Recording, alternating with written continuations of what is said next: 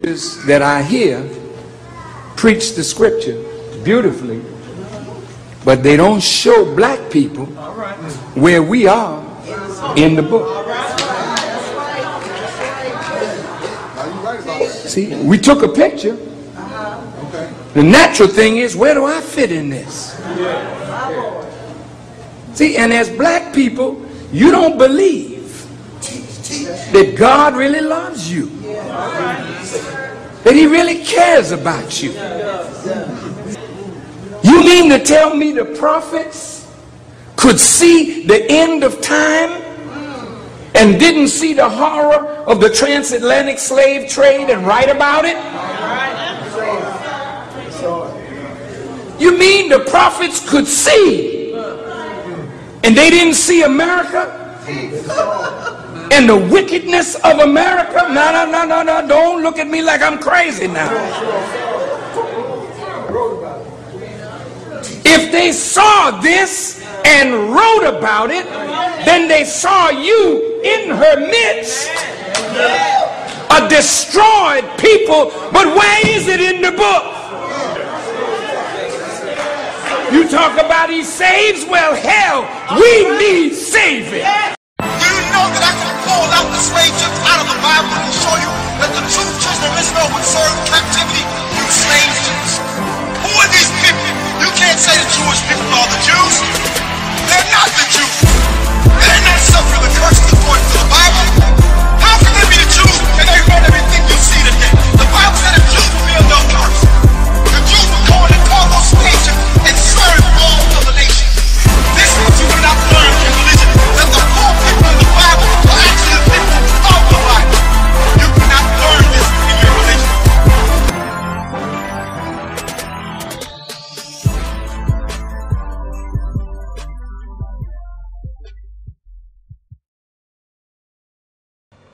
The captured blacks were linked 2 by 2 and driven through the medieval forests to the coast. These painful treks required weeks, and some of them frequently became ill and felled by exhaustion, and many unable to rise, even though the bullwhip was applied as an encourager. They were left to die and were devoured by wild beasts.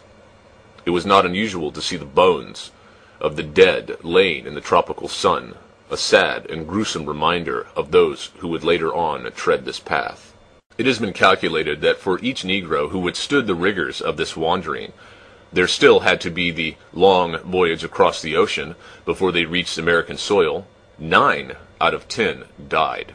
And when one considers that there was a yearly exodus of 1 million black slaves, then, and only then, can one assess the tremendous and extensive exodus of the African people. At present, Africa is thinly populated, not alone due to the 1 million literally dragged out of huts, but due to the 5 to 9 million who never reached their destination. Once they reached the coast, the black slaves were driven together, and restraints were applied to hold them until the next transport ship docked. The next step was to shave the hair from the head of the acquired slaves. Then they were bound and branded with a hot iron, either on the back or the hip, identifying them with their owners. Now the Negro slave was indeed the property of the Jewish purchaser. If he fled, he could be identified. Following this procedure, there was a farewell celebration. There were instances when entire families were brought out of the interior to the coast, and then separated through the buyer, the father going with one ship, the sons and daughters into another. These farewell celebrations were usually packed with emotion, tears, drama, and sadness. There was little joy, if ever. The following day, the transport began from land to ship. It was managed by taking 4 to 6 Negroes at one time in rowboats to the ship. Of course, the slave dealers were aware of how the Negro loved his homeland above all else, and could only be induced by great force to leave it. So, some of the Negroes would leap into the water, but here the overseers were prepared with sharp dogs and retrieved the fleeing men. Other Negroes preferred drowning. What came aboard alive was immediately undressed. Here was another opportunity to jump overboard and reach land and freedom. But the slave dealers were pitiless and ruthless. They were merely concerned to get their black cargo to America with the least loss. Therefore, an escapee, recaptured, had both of his legs cut off before the eyes of the remaining Negroes in order to restore order. On board the ship, the Negroes were separated into 3 groups. The men were placed in one part of the ship, the women into another, whereby the lusty captain arranged it so that the youngest, mostly comely Negro women were accessible to him. The children remained on deck, covered with a cloth in bad weather. In this fashion, the slave ship proceeded on its journey to America. In the main, the ships were too small and not at all suitable to transport people. They were barely equipped to transport animals, which the Negroes were likened to.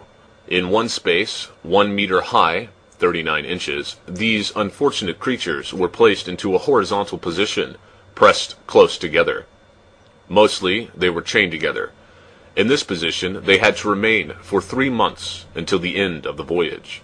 Rarely was there a captain who sympathized with them or evidenced any feelings whatever for these pitiable creatures. Occasionally, they would be taken in groups to the deck for fresh air, shackled in irons. Somehow these Negroes were expendable and endured much. On occasion, one of them became insane, killing the other one pressed closely to him. They also had their fingernails closely cut so they could not tear at each other's flesh. The most horrible battles came about among the men to acquire a centimeter or two for a comfortable position. It was then that the slave overseer stepped in with his bullwhip. The unimaginable, horrible human excrement in which these slaves had to endure these trips is impossible to describe. In the women's quarters, the same conditions prevailed. Women gave birth to children, lying pressed closely together. The younger Negro women were constantly raped by the captain and the crew, resulting thereby in a new type of mulatto as they came to America.